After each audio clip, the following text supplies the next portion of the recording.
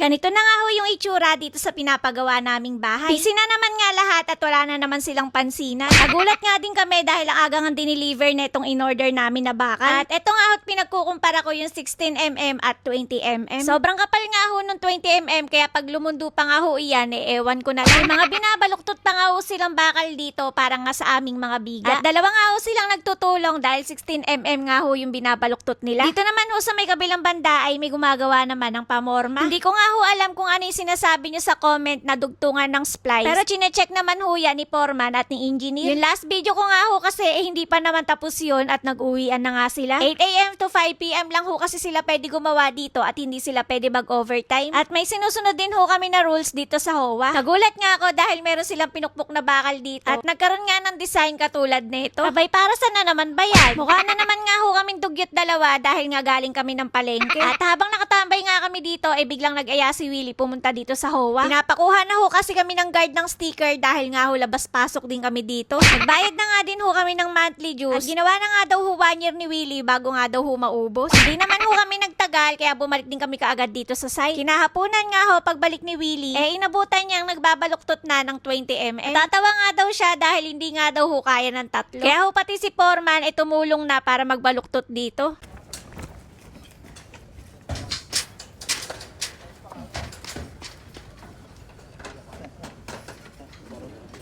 Bakal ah. Maliligo din yung ulo na yan. Hindi matindi eh.